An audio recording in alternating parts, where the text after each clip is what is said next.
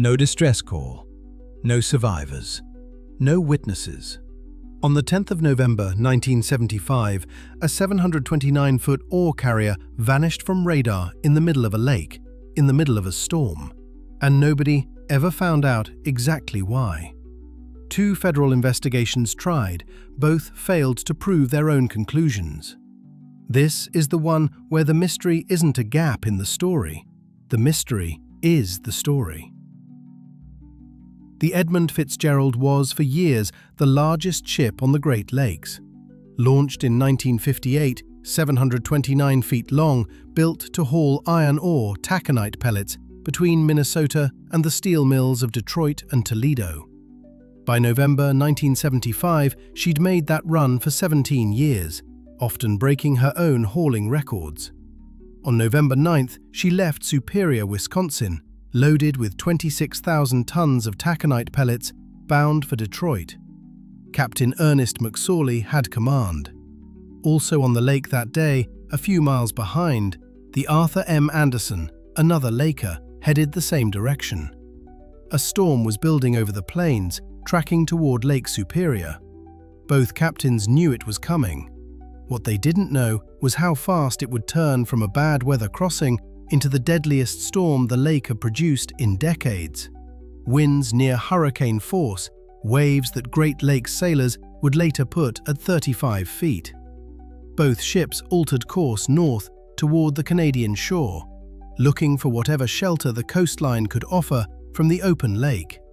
It put them closer to shoal water than either would normally run. By mid-afternoon, the storm had them both. At around 4:10, McSorley radioed the Anderson with a list of damage.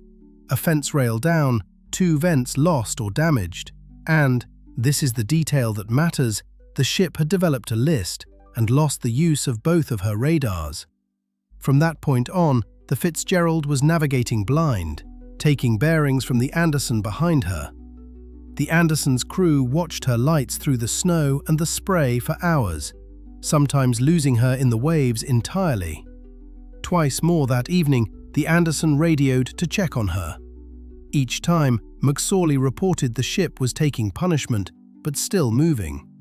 At 7:10, the Anderson asked one more time how she was doing.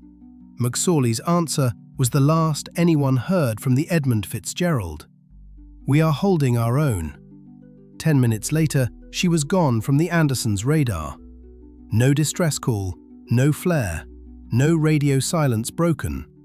In the time it takes to walk to the other end of a large ship, 29 men and 729 feet of steel went from holding their own to gone. Here's where this episode has to be honest with you. Nobody can tell you with certainty what physically killed the Fitzgerald. There's no wreckage witness, no data recorder, no crew testimony. What we have is a debris field, a storm reconstruction, and 2 federal investigations that each pointed at a probable cause. Probable, not proven.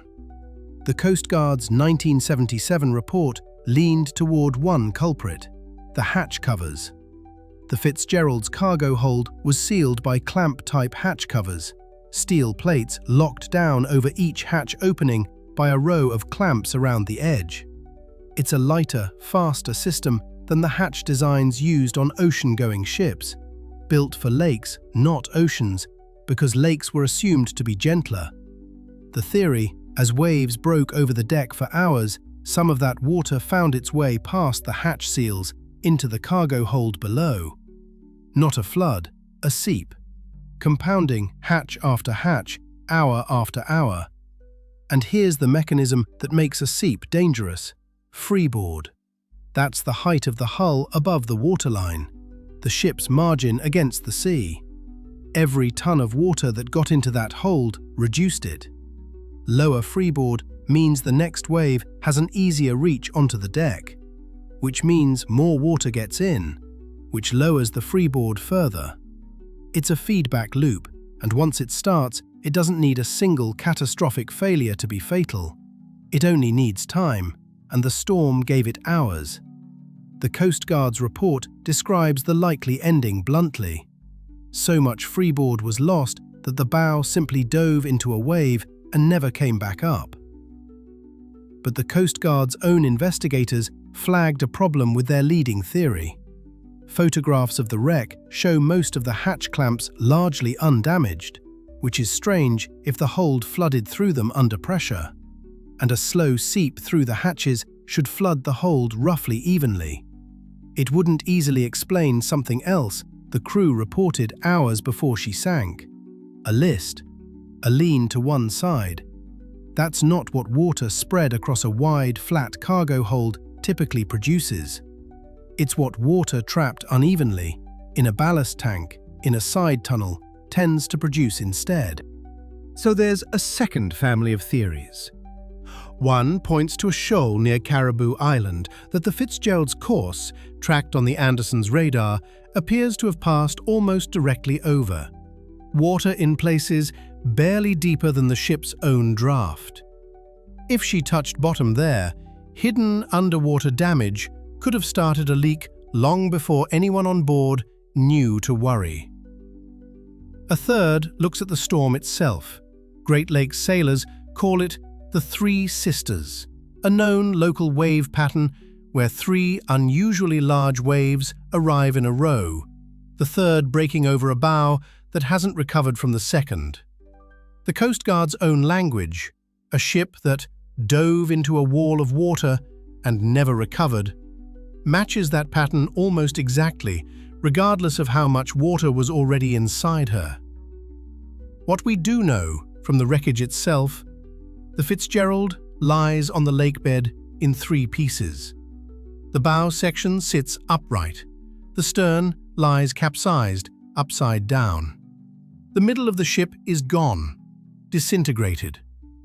That damage pattern tells its own story. Whatever else happened, the hull's structure failed, either as she dove or as she struck the bottom. A single long cargo hold, unlike a hull broken into many separate compartments, has less to stop a failure once it starts, and less redundancy if the steel itself gives way. Three plausible mechanisms. No way, 50 years later, to rule any of them out completely. That's not a failure of investigation. That's what happens when a ship goes down in a storm violent enough that no one is left to describe it. Both investigations agreed on one thing without reservation. This was not a crew that made a bad call.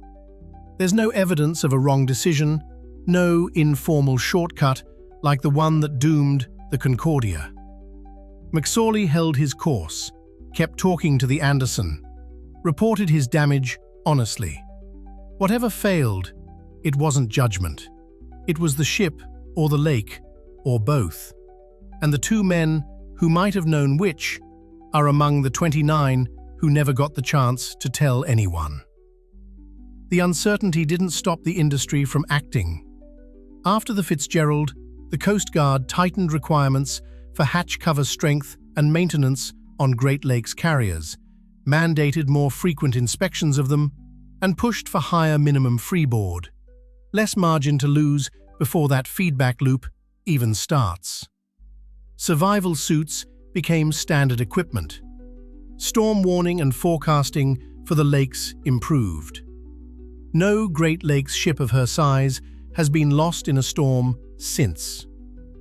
Here's what stayed with me. Every other episode on this channel, I can point to the line in the report and tell you, this is the failure. This is where it started. This time, I can't. And I think that's the more honest lesson. Engineering isn't just explaining what broke. Sometimes it's admitting the limits of what the evidence can prove, and building the next ship stronger anyway, against every plausible cause at once, because you don't get to know which one you're guarding against. If you want the next failure taken apart the same way, subscribe. Next time, a ship that didn't sink from damage at all. She sank from a decision made in a boardroom, years before she ever left port.